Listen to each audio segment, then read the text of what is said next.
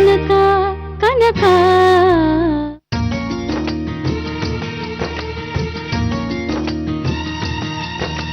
ಸುತ್ತೋ ಭೂಮಿ ಥರ ಬಿತ್ತೋ ಭೂಮಿ ಥರ ಕನಕ ಕನಕ ಹೆತ್ತ ತಾಯಿ ಥರ ತುತ್ತ ನೀಡುವಳು ಕನಕ ಕನಕ ಸುಮದ ಥರ ಕನಕ ಹೋ ಶುಭ ಶಕುನ ಕನಕ ಹೋ ಸುಖದ ಜೊತೆ ದುಃಖ ಸರಿ ಸಮದ ಲೆಕ್ಕ ಮನೆಗಿವಳು ವರದಾನ ತಾನೇ ಕನಕ ಕನಕ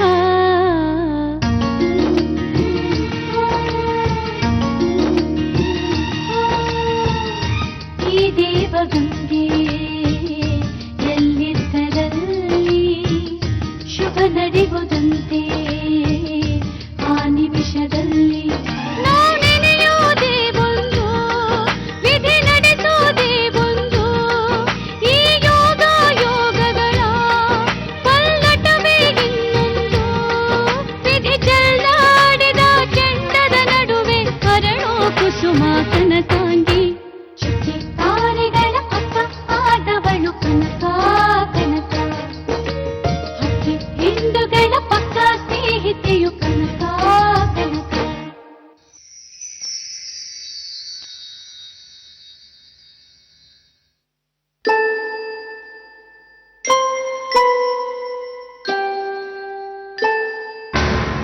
ಪ್ರಿಯಾ, ಏ ಪ್ರಿಯಾ, ಎಸ್ ಡ್ಯಾಡ್. ನಿಮ್ಮಮ್ಮ ಎಲ್ಲಿ? ನಂಗೆ ಗೊತ್ತಿಲ್ಲ. ತುಂಬಾ ಹೊತ್ತಿಂದ ನನ್ನ ರೂಮ್ ಹತ್ರನೂ ಬಂದಿಲ್ಲ. ಮನೆಯಲ್ಲಿ ಎಲ್ಲಾ ಕಡೆಗೂ ನೋಡಿದೆ, ಎಲ್ಲೂ ಕಾಣ್ತಿಲ್ಲ. ಎಲ್ಲಿ ಹೋಗ್ತೀನಿ ಅಂತ ನಿನಗೇನಾದ್ರು ಹೇಳೋಗಿದ್ದಾಳ? ಇಲ್ಲ ಡ್ಯಾಡ್. ಇದೇನು ಪ್ರಿಯಾ ಇದು? ಅಮ್ಮ ಎಲ್ಲಿದ್ದಾಳೆ ಅಂತ ಸೀರಿಯಸ್ ಆಗಿ ಕೇಳ್ತಾ ಇದ್ದೀನಿ, ಉಡಾಫೆಯಿಂದ ಉತ್ತರ ಕೊಡ್ತೀಯಲ್ಲ. ಕಮಾನ್, ಅವಳು ಎಲ್ಲಿ ಹೋಗಿದ್ದಾಳೆ ಅಂತ ಹುಡ್ಕೊಂಡು ಬಾ. ಡ್ಯಾಡ್, ಈಗ ನನ್ನ ಗೋಳೈಕೊಳ್ಳೋ ಬದಲು ಅವ್ರಿಗೆ ಒಂದು ಫೋನ್ ಮಾಡಿ ಅವಳು ಎಲ್ಲಿದ್ದಾಳೆ ಅಂತ ಕೇಳ್ಬೋದಲ್ಲ?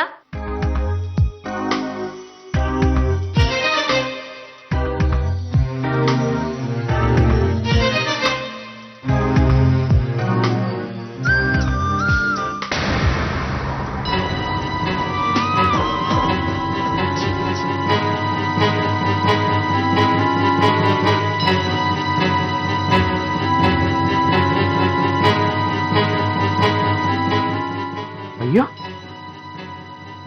ಫೋನ್ ಇಲ್ಲೇ ಇದೆಯಲ್ಲ, ಎಲ್ಲಿ ಹೋಗಿರ್ಬೋದು? ಏ ರತ್ನ, ಏನೇಜ್ ಬಂದ್ರೆ? ಮೀನಾಕ್ಷಿ ಬೆಳಗ್ಗೆಯಿಂದ ಎಲ್ಲೂ ಮನೆಯಲ್ಲಿ ಕಾಣ್ತಿಲ್ಲ. ಎಲ್ಲಿ ಹೋಗಿದ್ದಾಳೆ ಅಂತ ನಿನಗೇನಾದ್ರೂ ಗೊತ್ತಾ? ಹಾ ಗೊತ್ತು. ಗೊತ್ತಾ? ಎಲ್ಲಿ ಹೋಗಿದ್ದಾಳೆ? ದೇವಸ್ಥಾನಕ್ಕೆ ಹೋಗಿ ಬರ್ತೀನಿ ಅಂತ ಬೆಳಗ್ಗೆನೆ ಹೋದ್ರು ಯಜಮಾನ್ರೆ. ಮತ್ ಯಾಕೆ ನನಗೆ ಹೇಳಿಲ್ಲ ಇವಳು? ಪ್ರಿಯಾ, ನಡಿ, ನಾವು ದೇವಸ್ಥಾನಕ್ಕೆ ಹೋಗಿ ನೋಡ್ಕೊಂಡ್ ಬರೋಣ. ಡ್ಯಾಡ್, ದೇವಸ್ಥಾನಕ್ಕೆ ಹೋಗಿದಾರೆ ಅಂತ ಗೊತ್ತಾಯ್ತು ತಾನೆ, ಮತ್ತೆ ಟೆನ್ಷನ್ ತಗೋತಾ ಇದ್ದೀರಾ? ಪೂಜೆ ಮುಗಿಸ್ಕೊಂಡು ಬರ್ತಾರೆ ಬಿಡಿ. ನನ್ನ ಫ್ರೆಂಡ್ ಬರ್ತ್ಡೇ ಪಾರ್ಟಿಗೆ ಹೋಗ್ಬೇಕು ಡ್ಯಾಡ್, ನಂಗೆ ಲೇಟ್ ಆಗ್ತದೆ. ಈಗ ನೀನ್ ಬರ್ತೀಯೋ ಇಲ್ವೋ ಹೇಳು. ಓ ಗಾಡ್, ಫೈನ್, ಬರ್ತೀನಿ.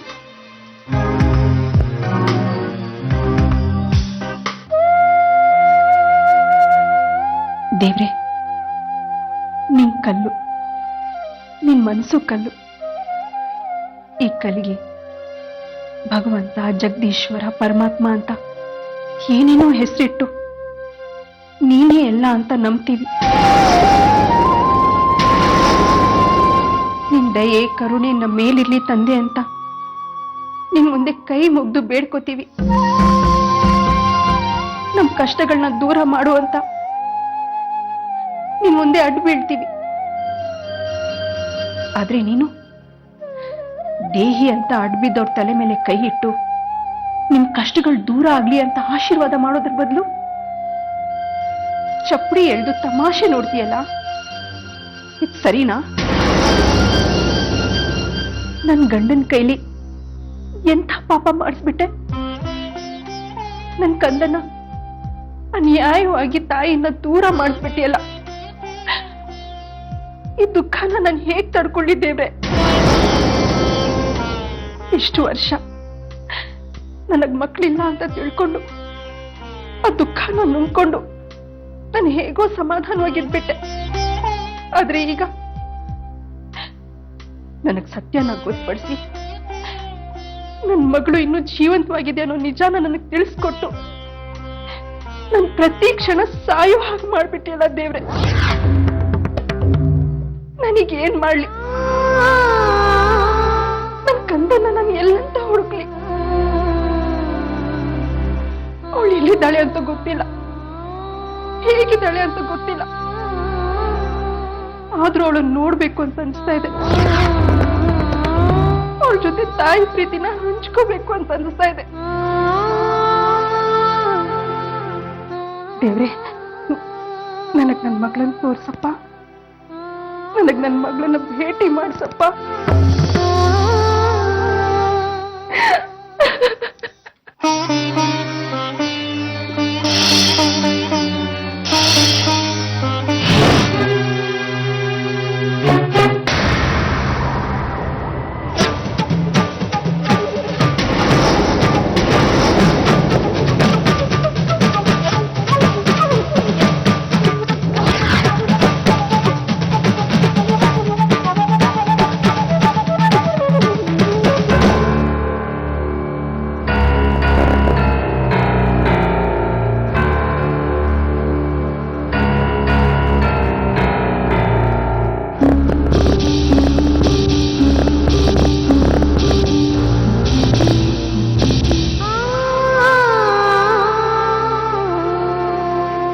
ಪ್ರಿಯಾ, ಅಲ್ಲಿ ನೋಡು.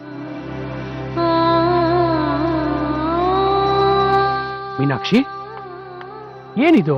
ಹೇಳ್ದೆ ಕೇಳ್ದೆ ಇಲ್ಲಿ ಬಂದು ಕೂತಿದ್ಯಾ? ನೀನ್ ಇಲ್ಲಿ ಬರ್ತೀನಿ ಅಂತ ನಮಗೂ ಹೇಳಿದಿದ್ರೆ ನಿನ್ ಜೊತೆಲಿ ನಾವು ಬರ್ತಿದ್ವಲ್ಲ. ನನ್ಗೆ ಯಾರ ಜೊತೆನೂ ಬೇಕು ಅಂತ ಅನ್ಸ್ಲಿಲ್ಲ, ಅದಕ್ಕೆ ಒಬ್ಳೆ ಬಂದೆ. ಮಾಮ್, ಈಗ ಏನಾಯ್ತು ಅಂತ ನೀನ್ ಒಬ್ಳೆ ಬಂದ್ ಕೂತಿದ್ಯಾ ಹೇಳು?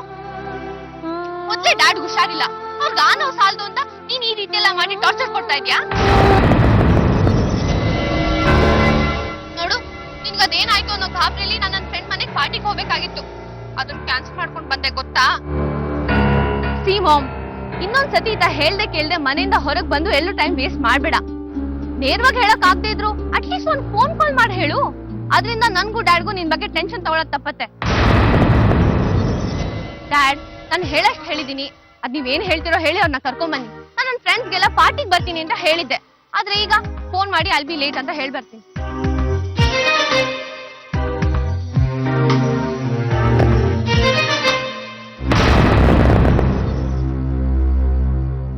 ಮೀನಾ, ನಡಿ ಮನೆಗೆ ಹೋಗೋಣ. ಯಾಕೆ? ಇದೇನಿದು ಮೀನಾಕ್ಷಿ? ಮನೆಗೆ ಹೋಗೋಣ ಅಂತಂದ್ರೆ ಯಾಕೆ ಅಂತ ಕೇಳ್ತಾ ಇದೆಯಲ್ಲ? ನೀವು ನನ್ಗೆ ತಾಳಿ ಕಟ್ಟಿ ಹೆಂಡತಿ ಮಾಡ್ಕೊಂಡಿದ್ದು ಇದೇ ಜಾಗದಲ್ಲಿ ತಾನೆ? ಈ ಗೀತೆಯವ್ರ ಮುಂದೆನೆ ನನ್ನನ್ನು ದೂರ ಮಾಡ್ಕೊಂಡ್ಬಿಡಿ. ಮೀನಾಕ್ಷಿ, ನನಗೆ ತುಂಬಾ ಹಿಂಸೆ ಆಗ್ತಾ ಇದೆ ಮೋಹನ್. ನನ್ ಮಗಳು ಬದುಕಿದ್ದಾಳೆ ಅಂತ ಗೊತ್ತಾದಾಗಿಲ್ಲ ಅವಳನ್ನ ನೋಡ್ಲೇಬೇಕು ಅನ್ನೋ ಹಪ್ಪಿ ಜಾಸ್ತಿ ಆಗ್ತಾ ಇದೆ. ಹಾಗೆ ಇಷ್ಟು ವರ್ಷ ಇಂಥ ದೊಡ್ಡ ಸತ್ಯನ ನನ್ನಿಂದ ಮುಚ್ಚಿಟ್ಟು ನನಗ್ ಮೋಸ ಮಾಡಿ ನಿಮ್ಮಂಥ ನೀಚರನ್ನ ಮತ್ತೆ ಇನ್ಯಾವತ್ತೂ ನೋಡ್ಬಾರ್ದು ಅಂತ ಅನಿಸ್ತಾ ಇದೆ. ಮೀನಾಕ್ಷಿ, ಪ್ಲೀಸ್ ಹಾಗೆಲ್ಲ ಮಾತಾಡ್ಬೇಡ. ಆ ನನ್ನ ಸುಳ್ಳಿಗೆ, ನಾನು ನಿನಗೆ ಮಾಡಿದ ಮೋಸಕ್ಕೆ ನೀನೇನೇ ಶಿಕ್ಷೆ ಕೊಟ್ಟರು ನಾನು ಅನುಭವಿಸ್ತೀನಿ. ನೀನೇನ್ ಹೇಳ್ತೀಯೋ ಅದನ್ನೆಲ್ಲ ಮಾಡ್ತೀನಿ. ಆದ್ರೆ ನನ್ನಿಂದ ದೂರ ಹೋಗೋ ಮಾತು ಮಾತ್ರ ಆಡಬೇಡ. ನನಗೆ ನೀನ್ ಬಿಟ್ಟು ಬದುಕೋದು ಗೊತ್ತಿಲ್ಲ ಮೀನಾಕ್ಷಿ. ನೀನ್ ಇಲ್ದಿದ್ರೆ ಅವತ್ತೇ ನಾನು ಇರಲ್ಲ ಅನ್ಕೊಂಡ್ಬಿಡು. ಅಲ್ಲ ಮೀನಾಕ್ಷಿ, ನೀನನ್ನು ಬಿಟ್ಟಿರೋ ಶಕ್ತಿ ನನಗಿದ್ದಿದ್ರೆ ಎಲ್ಲಾರನ್ನೂ ದೂರ ಮಾಡ್ಕೊಂಡು ನಾನು ನಿನ್ನ ಮದುವೆ ಆಗ್ತಿದ್ನ? ನಿನ್ನ ಮರ್ಯಾದೆ ಕಾಪಾಡಬೇಕು ಅಂತ ನಾನು ನಮ್ಮ ಮಗುನ ದೂರ ಮಾಡ್ತಿದ್ನ?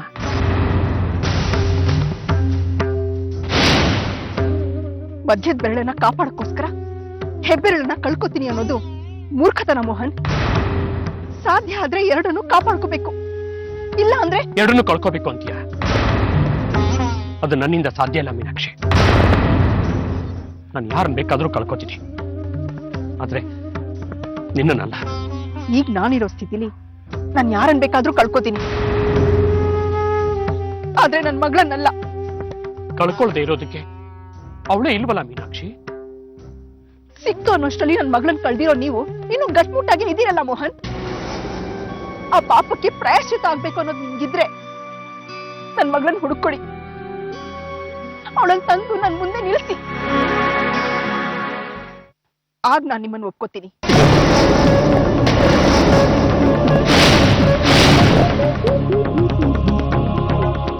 ಆಯ್ತು ಮೀನಾಕ್ಷಿ, ನನ್ನ ಮಗಳನ್ನ ಹುಡುಕಿ ಕೊಟ್ರೇನೆ ನಿನ್ನಿಂದ ನನಗೆ ಕ್ಷಮೆ ಸಿಗೋದು ಅನ್ನೋದಾದ್ರೆ ಇನ್ನು ಮುಂದೆ ನನ್ನ ಜೀವನದ ಗುರಿ ಅದೇ.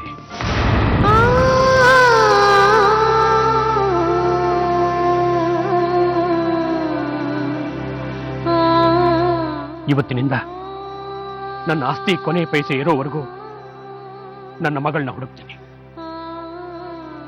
ಈ ದೇಹದಲ್ಲಿ ಕೊನೆ ಉಸಿರಿರೋವರೆಗೂ ನನ್ನ ಮಗಳನ್ನ ಹುಡುಕೋದೊಂದೇ ನನ್ನ ಧ್ಯೇಯ. ಅವಳು ಎಲ್ಲಿದ್ರೂ ಹುಡುಕಿ ತರ್ತೀನಿ, ನೀನು ಮುಂದೆ ತಂದು ನಿಲ್ಲಿಸ್ತೀನಿ. ನನಗೆ ನಿಮ್ಮ ಮೇಲೆ ನಂಬಿಕೆ ಇಲ್ಲ ಮೋಹನ್. ನಿಮಗೆ ಹಾರ್ಟ್ ಪ್ರಾಬ್ಲಮ್ ಆಗಿ ನೀವು ಆಸ್ಪತ್ರೆಗೆ ಸೇರದೇ ಇದ್ದಿದ್ರೆ, ಎಲ್ಲಿ ನಾನು ಸತ್ತೋಗ್ತೀನೋ ಅನ್ನೋ ಭಯ ನಿಮಗೆ ಬರದೇ ಇದ್ದಿದ್ರೆ, ನೀವು ಖಂಡಿತ ಈ ಸತ್ಯನ ನನಗೆ ಹೇಳ್ತಿರ್ಲಿಲ್ಲ. ಒಂದ್ ವೇಳೆ ನಾನೇ ಅವತ್ತು ಸತ್ತೋಗಿದ್ರು, ನಾನೊಂದು ಬದುಕಿದ ಮಗುಗೆ ಜನ್ಮ ಕೊಟ್ಟಿದ್ದೆ ಅನ್ನೋ ಸತ್ಯನೇ ನನಗೆ ತಿಳಿತಿರ್ಲಿಲ್ಲ.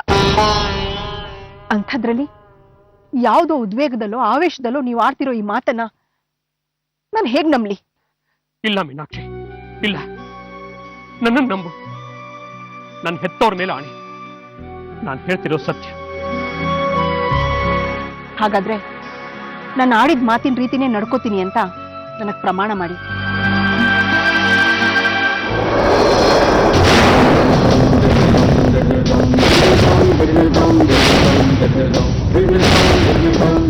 ಮೋಹನ್, ಈ ತಾಯಿ ಮನಸ್ಸು ಹೇಳ್ತಿದೆ ಮೋಹನ್, ನಮ್ಮ ಮಗಳು ನಮಗ್ ಖಂಡಿತ ಸಿಗ್ತಾಳೆ, ಖಂಡಿತ ಸಿಗ್ತಾಳೆ ಮೋಹನ್.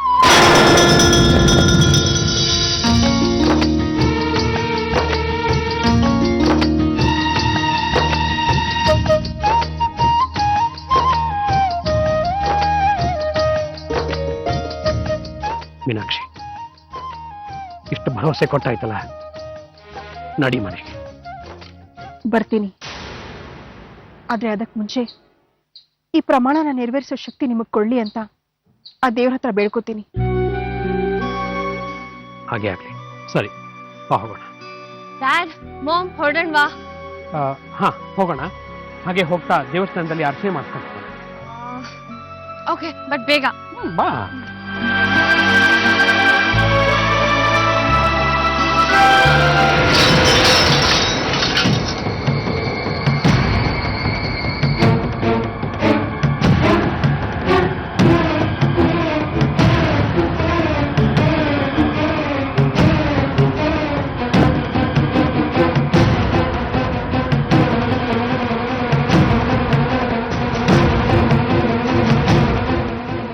ಕಾಲ್ ರಬ್ ಮಾಡ್ಲಾ?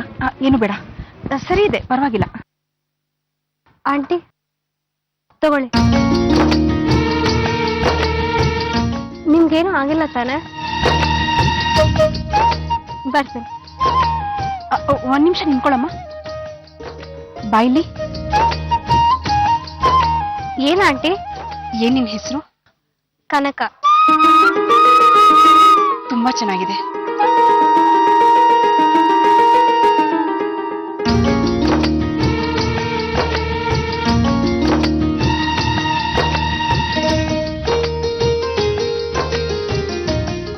ಆ ದೇವ್ರು ನಿನ್ನ ಚೆನ್ನಾಗಿಟ್ಟಿರ್ಲಿಲ್ಲ.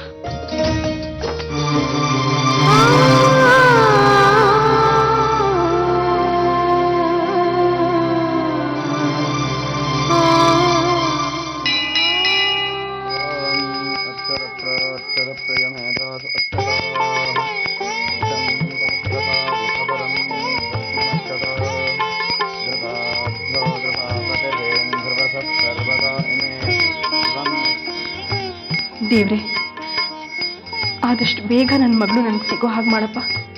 ನನ್ನ ಮಗಳು ನನಗೆ ಸಿಗೋ ಹಾಗೆ ಮಾಡಪ್ಪ.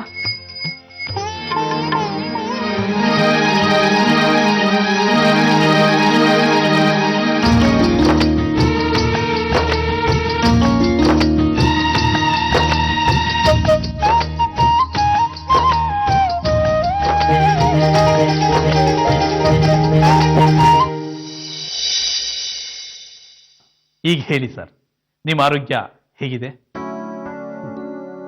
ಪೊಲೀಸ್ನವ್ರ ಥರಾನೇ ಪ್ರಶ್ನೆಗಳನ್ನ ಕೇಳಬೇಕು ದೇವರಾಜ್. ನೀನು ಡಾಕ್ಟರ್ ತರ ಪ್ರಶ್ನೆ ಕೇಳೋಕ್ ಶುರು ಮಾಡಿದ್ರೆ ಏನು ಉತ್ತರ ಕೊಡ್ಬೇಕನ್ನೋ ಕನ್ಫ್ಯೂಷನ್ ಶುರು ಆಗೋಗ್ಬಿಡುತ್ತೆ. ಸಾರಿ ಸರ್, ನಾನು ಹಾಗೆ ಜನರಲ್ ಆಗಿ ಸಾರಿ ಸಾರಿ ಕೇಳಿಸೋದು ಮಾತ್ರ ಪೊಲೀಸ್ನವ್ರ ಕೆಲಸ ಅಂದ್ಕೊಂಡಿದ್ದೆ. ಆದ್ರೆ ನೀವುಗಳೇ ಸಾರಿ ಕೇಳೋಕ್ ನಿಂತ್ಬಿಟ್ರೆ ಅಲ್ಲಿ ಕತೆ ಮುಗಿದ್ಬಿಡು. ದೇವರಾಜ್, ಹೋಗ್ಲಿ ಬಿಡು. ನನ್ನ ಜೊತೆಗೆ ನಿನ್ನನ್ನು ಕನ್ಫ್ಯೂಸ್ ಮಾಡ್ತಿದ್ದೀನಿ ಅಂತ ಕಾಣುತ್ತೆ. ನಿನ್ನ ಇಲ್ಲಿ ಕರೆಸಿದ ಉದ್ದೇಶ ಫಿಸಿಕಲಿ ನಾನು ನೋಡೋದಕ್ಕೆ ತುಂಬಾ ಆರೋಗ್ಯವಂತರ ತರ ಕಾಣ್ತೀನಿ, ಆದರೆ ಮೆಂಟಲಿ ತುಂಬಾ ಕುಗ್ಗ್ ಹೋಗ್ಬಿಟ್ಟಿದ್ದೀನಿ. ಕುಗ್ಗ್ ಹೋಗಿದ್ದೀನಿ ಅನ್ನೋದಕ್ಕಿಂತ ಸತ್ತೋಗಿದ್ದೀನಿ ಅಂತ ಹೇಳಿದ್ರೆ ಬೆಟ್ರು ಅಂತ ಅನ್ಸುತ್ತೆ. ಯಾಕೆ ಸರ್ ಇಷ್ಟೊಂದು ಡಿಪ್ರೆಸ್ ಆಗಿ ಮಾತಾಡ್ತಿದ್ದೀರಾ? ಅದಕ್ಕೆ ಕಾರಣ ಹೇಳ್ತೀನಿ ದೇವರಾಜ್. ಆದ್ರೆ ನೀನು ನನ್ನನ್ನ ಈ ಡಿಪ್ರೆಷನ್ ಇಂದ ಪಾರ್ ಮಾಡ್ತೀನಿ ಅಂತ ಮಾತು ಕೊಡ್ಬೇಕು. ಏನ್ ಸರ್, ನೀವು ನನ್ನನ್ನು ನಿಜವಾಗ್ಲೂ ಕನ್ಫ್ಯೂಸ್ ಮಾಡ್ತಾ ಇದ್ದೀರಾ? ಅಲ್ಲ ಸರ್, ನಿಮ್ ಕಾಯಿಲೆ ವಾಸಿ ಮಾಡೋದಕ್ಕೆ ನಾನೇನ್ ಡಾಕ್ಟ್ರಾ, ಇನ್ಸ್ಪೆಕ್ಟರ್ ಸರ್. ನಿಮ್ ಮನಸ್ಸಿನ ಕಾಯಿಲೆ ವಾಸಿ ಮಾಡೋಕೆ ಡಾಕ್ಟರ್ ವಸಂತ್ ಮತ್ತು ಅವ್ರ ಪತ್ನಿ ಶೋಭಾ ಸೂಕ್ತವಾದವರು. ಯಾಕೆಂದ್ರೆ ಅವರು ಸೈಕಾಲಜಿಸ್ಟ್. ಅವ್ರನ್ನ ಇಂಥ ಮಾತು ಕೊಡ್ತೀರಾ ಅಂತ ಕೇಳೋದು ನ್ಯಾಯ. ಇದು ಎಂಥ ಸೈಕಾಲಜಿಸ್ಟ್ಗಳಿಂದಲೂ ಆಗದಿರುವಂತ ಕೆಲಸ ದೇವರಾಜ್. ಸದ್ಯದ ಪರಿಸ್ಥಿತಿನಲ್ಲಿ ನನ್ನ ಸಮಸ್ಯೆಗೆ ಔಷಧಿ ಕೊಡೋದಕ್ಕೆ ನೀನೊಬ್ಬನೇ ಸರಿಯಾದ ಡಾಕ್ಟರ್. ನೀವು ಹೇಳ್ತಾ ಇರೋದು ಯಾಕೋ ವಿಚಿತ್ರ ಅನಿಸ್ತಿದೆ. ಆದ್ರೂ ಅದು ನನ್ನಿಂದ ಆಗುತ್ತೆ ಅಂತ ನೀವು ನಂಬೋದಾದ್ರೆ ನಿಮಗೋಸ್ಕರ ನಾನು ಏನ್ ಮಾಡೋದಕ್ಕೂ ರೆಡಿ ಸರ್. ಹೇಳಿ ಸರ್, ಏನ್ ಮಾಡೋದು? ನೀನೇನ್ ಮಾಡಬೇಕು ಅಂತ ಹೇಳೋದಕ್ಕೆ ಮುಂಚೆ ನಿನಗೆ ಗೊತ್ತಿಲ್ದಿರೋ ನನ್ನ ಜೀವನದಲ್ಲಿ ನಡೆದ ಘಟನೆಗಳನ್ನ ನಾನು ನಿನಗೆ ಹೇಳಬೇಕು. ಏನು? ನಿಮ್ ಜೀವನದ ಘಟನೆಗಳ? ಹೌದು, ನನ್ನದೇ ಜೀವನದಲ್ಲಿ ನಡೆದಿರೋ ಮರೆಯೋಕ್ಕಾಗದಿರೋ ಕೆಲವು ಕಹಿ ಘಟನೆಗಳು. ಆಗಿನ್ನೂ ನಾನು ಕಾಲೇಜ್ ಓದ್ತಾ ಇದ್ದೆ. ಅದೇ ಕಾಲೇಜ್ನಲ್ಲಿ ನನ್ನ ಜೂನಿಯರ್ ಆಗಿದ್ದ ಮೀನಾಕ್ಷಿ ಪರಿಚಯ ಆಯಿತು. ಪರಿಚಯ ಸ್ನೇಹ ಆಯಿತು. ಆಮೇಲೆ ಆಸ್ ಯೂಶುವಲ್ ಸ್ನೇಹ ಪ್ರೀತಿಗೆ ತಿರುಗಿತು. ಆ ಪ್ರೀತಿ ಇನ್ನೂ ಒಂದು ಹೆಜ್ಜೆ ಮುಂದೆ ಹೋಗಿ ನಮ್ಮಿಬ್ಬರ ಮಧ್ಯೆ ದೈಹಿಕ ಸಂಪರ್ಕ ಬೆಳೆಯಿತು. ಮೀನಾ ಗರ್ಭಿಣಿ ಆದ್ಲು. ನಮ್ಮ ಮನೆಯಲ್ಲಿ ಯಾರು ಈ ಸಂಬಂಧನ ಒಪ್ಕೊಳ್ಳಿಲ್ಲ. ನಾವೆಷ್ಟೇ ಕನ್ವಿನ್ಸ್ ಮಾಡೋಕೆ ಪ್ರಯತ್ನ ಪಟ್ಟರು ನಮ್ಮ ಪ್ರೀತಿಗೆ ಸಪೋರ್ಟ್ ಮಾಡಲಿಲ್ಲ. ಆದ್ರೆ ಮೀನಾಕ್ಷಿಗೆ ತನ್ನ ಹೊಟ್ಟೆಲಿರೋ ಮಗುನ ತಗ್ಸೋದಕ್ಕೆ ಇಷ್ಟ ಇರಲಿಲ್ಲ. ಹೇಗಾದ್ರೂ ಮಾಡಿ ನನ್ನ ಮಗುಗೆ ಜನ್ಮ ಕೊಟ್ಟೆ ಕೊಡ್ತೀನಿ ಅಂತ ಹಠ ಹಿಡಿದ್ಲು. ಅದರ ಪ್ರಕಾರನೇ ಬೆಂಗಳೂರಲ್ಲಿ 1 ವರ್ಷ ಟ್ರೈನಿಂಗ್ ಇದೆ. ಆ ಟ್ರೈನಿಂಗ್ ಮುಗಿಸ್ಕೊಂಡ್ರೆ ಮುಂದೆ ನನಗೆ ಅನುಕೂಲ ಆಗತ್ತೆ ಅಂತ ಮನೆಯಲ್ಲಿ ಸುಳ್ಳು ಹೇಳಿ ತಾನು ಗರ್ಭಿಣಿ ಆಗಿರೋ ವಿಷಯನ ಮುಚ್ಚಿಟ್ಲು.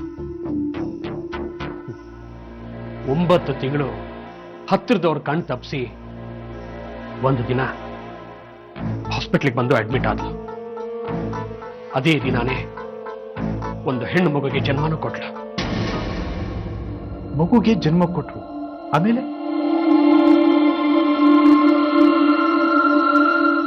ಆಮೇಲೆ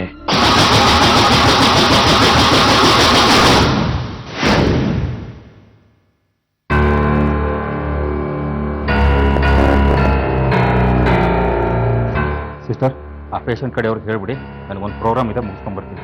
ಅಲ್ಲ ಸರ್, ಆ ಪೇಷಂಟ್ ಕಡೆಯವರು ಹೇಳ್ದಷ್ಟು ಮಾಡ್ರಿ, ಅವ್ರು ಸುಮ್ಮನೆ ತಲೆ ತಿಂತಾರೆ. ಆದರೆ ಬೇಗ ಬರ್ತೀನಿ.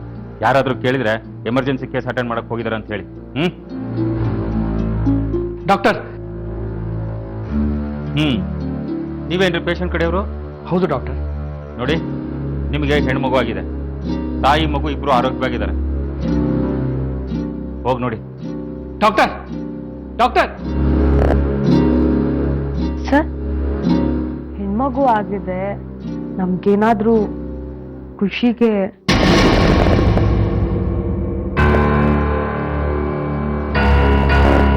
ತಗೊಳ್ಳಿ. ಸರ್, ನಿಮ್ಮ ಹೆಂಡತಿನ ವಾರ್ಡಿಗೆ ಶಿಫ್ಟ್ ಮಾಡಿದೀವಿ, ಬನ್ನಿ ತೋರಿಸ್ತೀನಿ. ನಡಿ.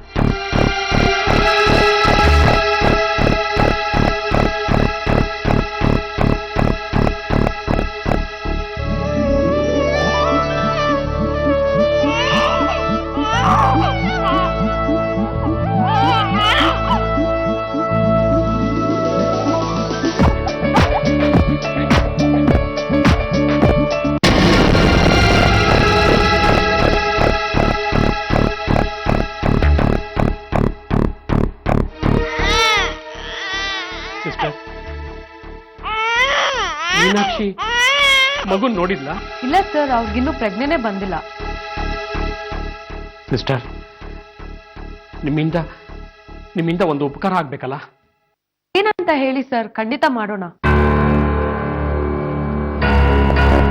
ಡಾಕ್ಟರ್ ಎಷ್ಟು ಗಂಟೆಗೆ ಬರ್ತಾರೆ? ಅವ್ರು ಬಂದ್ರೆ ಬಂದ್ರು, ಇಲ್ದೇ ಹೋದ್ರೆ ಇಲ್ಲ. ಸಿಸ್ಟರ್, ನನ್ನ ಹೆಂಡತಿಗೆ ಮಗು ಹುಡ್ತಾನೆ ಸತ್ತೋಯ್ತು ಅಂತ ಒಂದು ಸುಳ್ಳು ಹೇಳಕ್ಕಾಗತ್ತಾ?